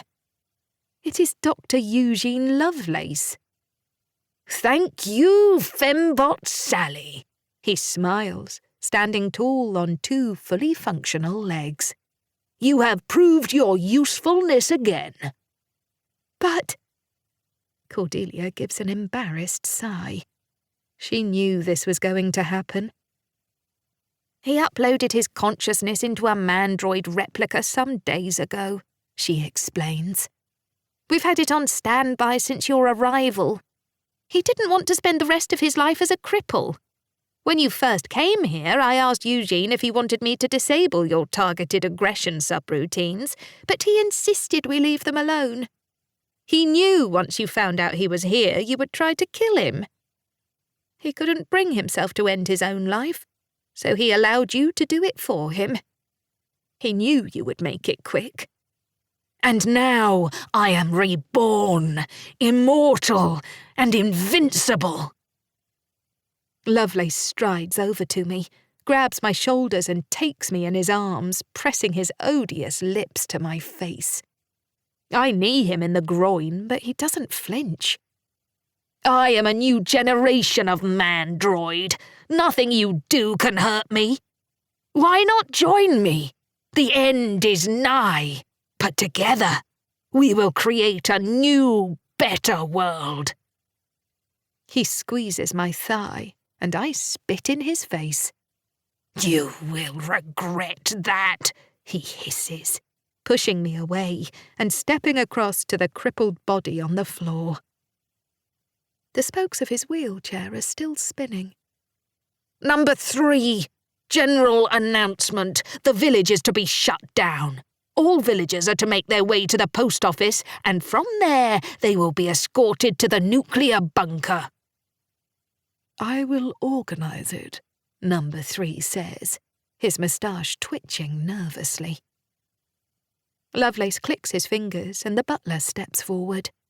Angelo, you have the most important task. The butler nods seriously. Find number 2 and make sure she is taken to the storm shelter. I don't want her left behind when the bombs go off. Of course, sir. Angelo bows and heads towards the door. Lovelace gazes down with disgust at his former body and kicks it in the stomach. A shell, nothing more. He looks up and smiles at the 3 of us, Cordelia, Number 9, and me. A new day is dawning. You must come with me to see the final destruction of the human race. You're mad, Number 9 breathes. It can't possibly work. It already has. 69 has seen that future. And now I, Dr. Eugene Lovelace, will bring it about. A row of giant dominoes snake their way across a huge underground chamber. The place is the size of an aircraft hangar. We are assembled behind a glass screen on the near side, looking down on the peculiar arrangement of heavy metal slabs. I was going to go with a chess motif, Lovelace confesses. But I overheard your conversation with Number 9 and took your suggestion to heart. He laughs again. Dominoes are so much more fun. The man seems to have developed a sense of humour since I last saw him. It is a rather worrying change. He gestures to a large red button, barely visible in the distance at the far end of the hangar. I zoom in on it. The words "nuclear trigger" are helpfully stenciled on top. We'll set the dominoes in motion, and when the last one falls, it will depress the shiny red button. From that point, we will have exactly 2 minutes to get ourselves into the bunker before Wales is completely obliterated. And the rest of the world, of course. Number 9 is confused. How are you going to get down to the bunker in less than 2 minutes? I have an express elevator. You will not be joining us. But I thought it might be amusing for you to be here. The doctor clicks his fingers, and 2 fembots grab hold of the beleaguered secret agent. "Take him downstairs." A glass door leads to a long set of metal steps that trip down into the hangar. "Number 9 will light the blue touch paper for us. Appropriate that a human being should bring about the destruction of mankind rather than a fembot." 9 has been escorted to the bottom of the stairs and is now being marched towards the first of the giant dominoes. "Why go to all these lengths?" I ask. "These ridiculous monoliths. Why not just press the button yourself?" Lovelace laughs, his voice an unpleasant gurgle. "Where would be the fun in that? Number 9 was sent here to investigate this place, to investigate me.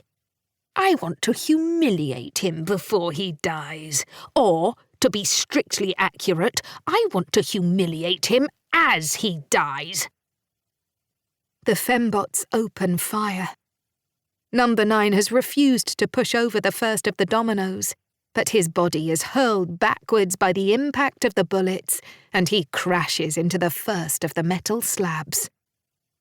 It totters for a second, and then slowly begins to fall. The dominoes are widely spaced, and the fall seems to take place in slow motion, but nothing can stop it from smashing into the second monolith. Cordelia Lovelace brings a hand to her mouth. "Oh, Eugene! What have you done?" "I have created the future!" "To hell with that!" I exclaim, rushing towards the metal steps. Lovelace moves to stop me, but a cough from the butler interrupts him. I clang down the grated stairs, thankful on this one occasion not to be wearing my stilettos. "What do you mean you can't find number 2? Lovelace cries after the butler has whispered in his ear. "Find her! Find her at once!" He glances down at the hangar. "It's far too late for you to do anything," he calls after me, but I have to try. The dominoes have already toppled halfway across the hangar. I can run faster than an Olympic athlete if I need to, but even that will not be fast enough. A fire break is required. I pelt forward, my servos glowing red with the heat of exertion, and gradually I catch up with the flow. Finally, with an almighty strain, I begin to inch ahead of it. But I am not going to make it. The red button looms before me. I throw myself at a domino, the third from last, and send it scuttling sideways. But it is too late. Another slab clips it from behind and reorientates it towards the back of the hangar. It snips the second-to-last domino, which wobbles, considers for a moment, and then crashes down on the last of the great metal monsters. This in turn falls forward and hits the big red button marked Nuclear Trigger. It is too late. I have failed. The signal has been sent. The world has ended. There is no sound, no siren, no clunk of metal. Not with a bang, the poet said, but a whimper. "What's going on?" Lovelace protests from the top of the metal stairs, his voice echoing across the huge underground chamber. "There should have been a siren. I should have received an automatic confirmation." He clunks down the steps and across the hangar with a couple of angry fembots in tow. His sister remains up in the viewing gallery, a horrified hand clamped to her face. She seems to be doing a lot of hand clamping of late. I can't say I blame her. I look across at the red button. It is pressed in hard, the metal domino resting solidly against it. I push the slab away.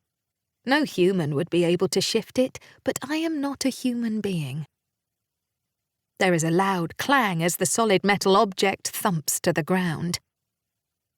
The button is embedded on a silver panel, just above a sliding ventilator grill, and to the right of an incongruously positioned water cooler.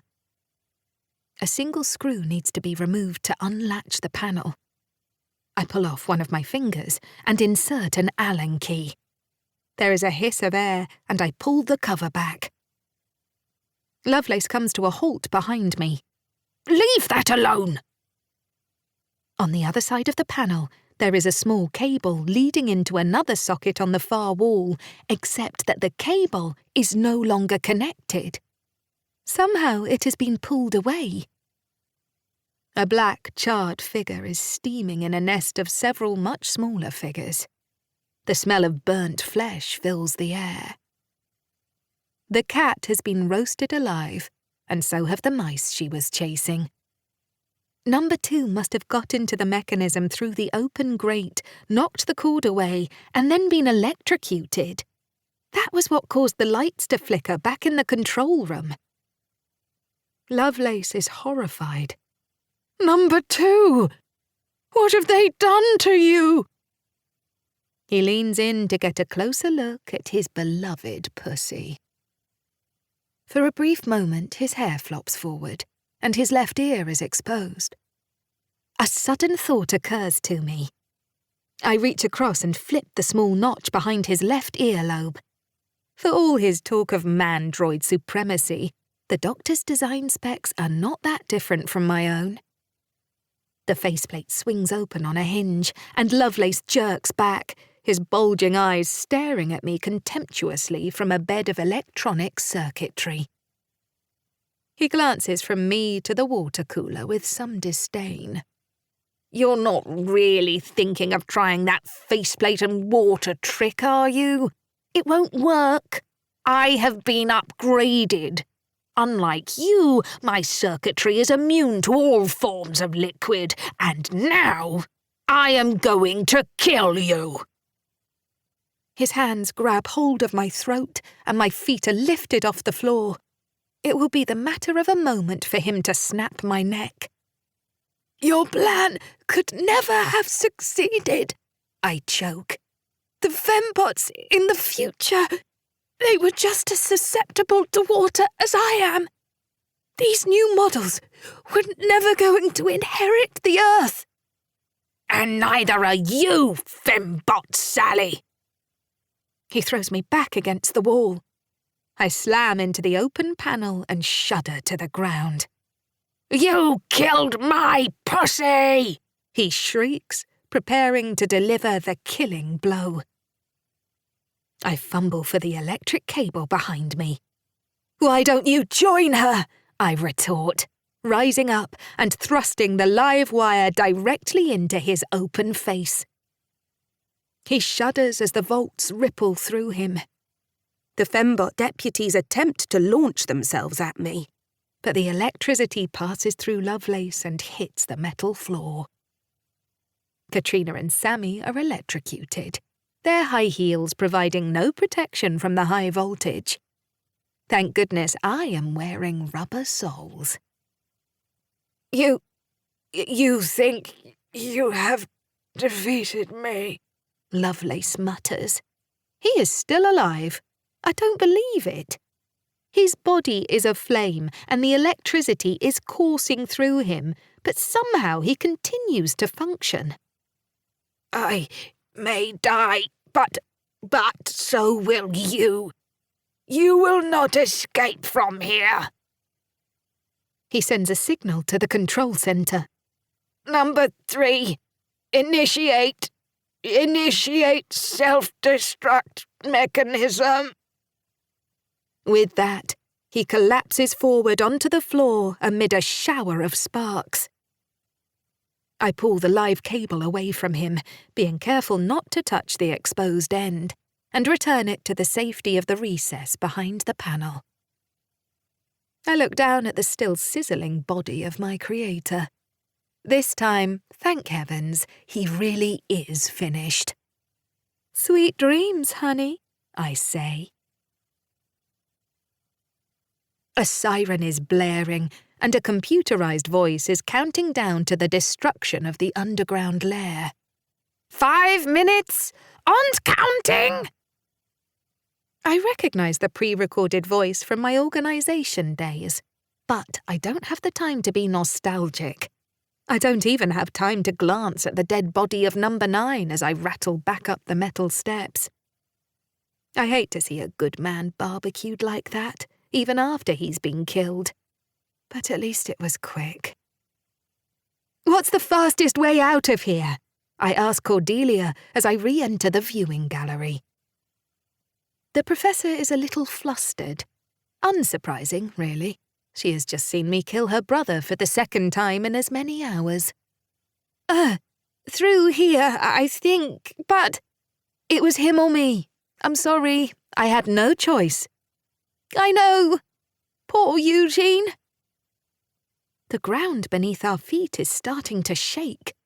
The self-destruct mechanism is really beginning to gear itself up. Typical Lovelace. Everything has to be so theatrical. It is not enough for the place just to go bang. Villagers are making their way out from the storm shelter in various states of panic. The Admiral wheels past me in his bath chair, fresh from the express elevator. I reach the control room. Number 3 stands immobile, his moustache impassive, waiting for further orders that will never come. The giant metal seesaw has ground to a halt, and the man-droids manning it sit motionless, little better now than shop window dummies. A beach ball looms menacingly, but all at once there is a ripping sound, and with a flatulent roar, the deflating balloon spirals off through the open roof. The butler, Angelo, stands by the front entrance. He at least is not an android. "This way, ladies."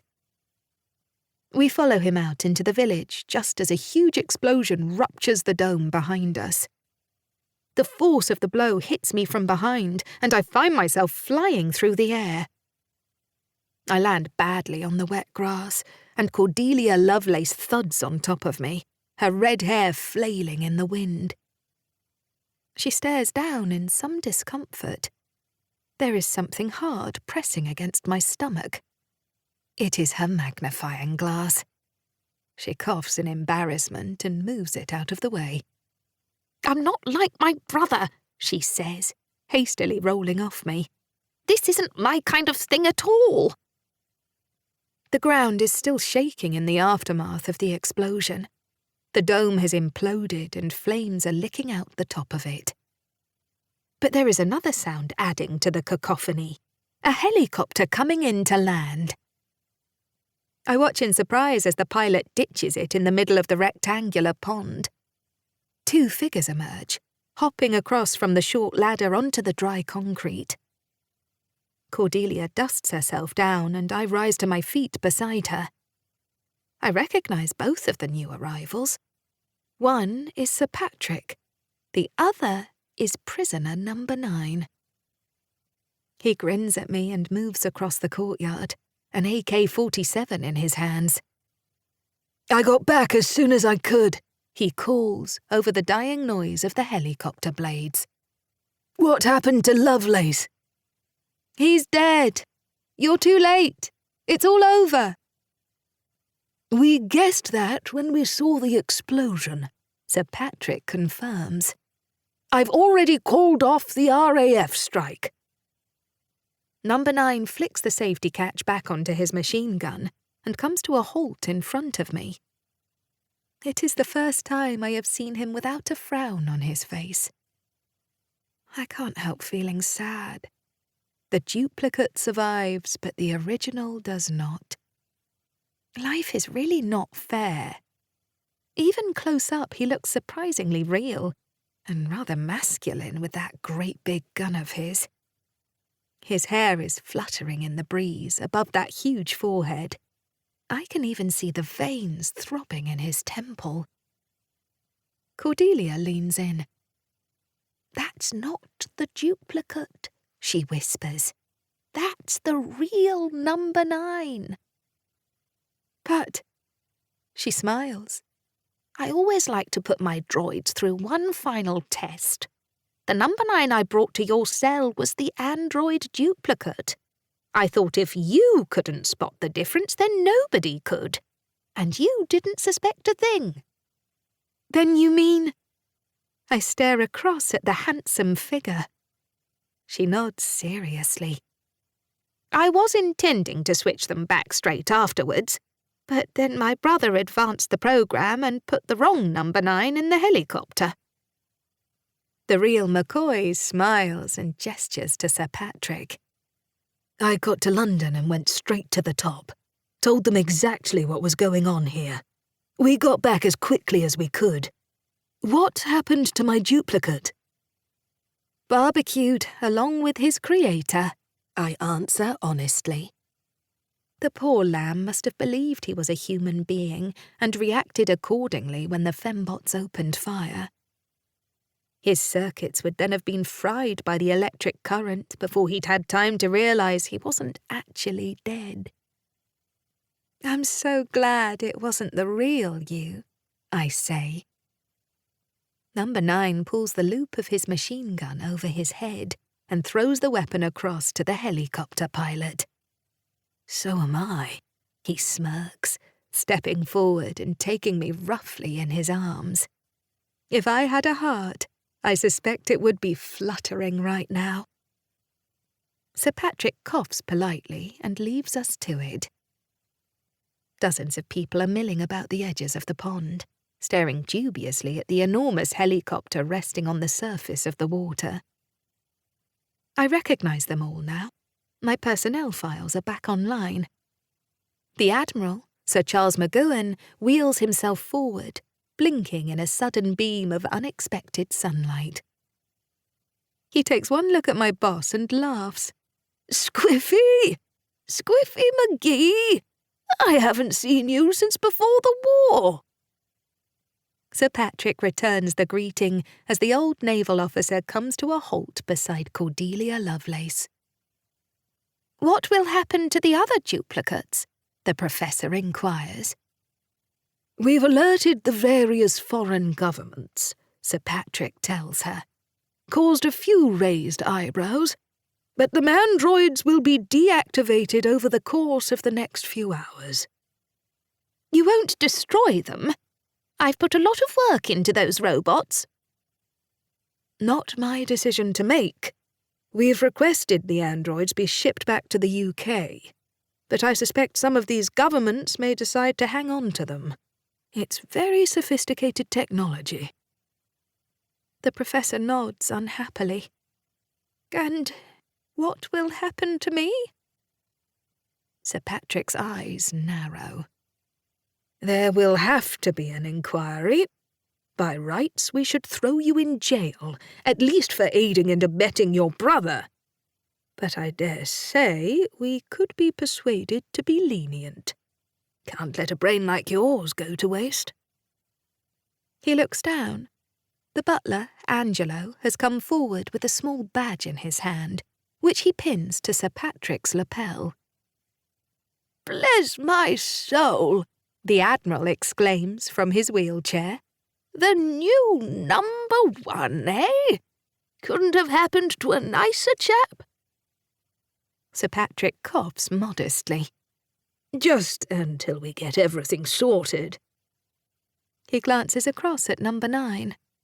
"All's well that ends well, eh?" 9 takes my hand and gives it a squeeze. "Thanks to you," he says. "And you?" I reply, gazing happily into his large blue eyes. He gestures across to his private chalet, conveniently situated adjacent to the main square. "Shall we?" I laugh. "Try and stop me." We leave the new number 1 to begin tidying up and enter the apartment together. It is a perfect replica of number 9's own Mayfair flat. We don't waste time with coffee. I move straight through to the bedroom and bounce onto the comfortable double bed. "I had a word with Sir Patrick on the way back here. He knows you were acting under duress. He thinks the boys at K Division will be able to expunge the last vestiges of the loyalty subroutine from your system without too much difficulty." Professor Llewellyn, I say dubiously. I'm not sure I want him anywhere near my circuits. Better him than Lovelace, 9 says. Sir Patrick wants you back with the old firm, if you're willing. I'll think about it. In the meantime, he pulls off his blazer. I have always valued my independence. I don't like being filed, stamped, or categorized. But just occasionally, he says, hanging up the blazer in a nearby cupboard, even I have to admit, people do need to work together. He takes off his shoes and his roll-neck sweater and slides onto the bed next to me. I unzip the front of my catsuit. I don't even know your name, I say. I have been too preoccupied to send an ID request to my internal database. 9 saves me the bother. The name's Drake. Gabriel Drake. I have never heard of him. He must be a Black Ops operative. And a damn sexy one at that. I wriggle my arms out of the tight leather catsuit and throw him my most seductive smile. He strips off his vest and leans in to kiss me, his manly frame pressing hard against my chest. I let out a sigh of pleasure. Oh, number 9.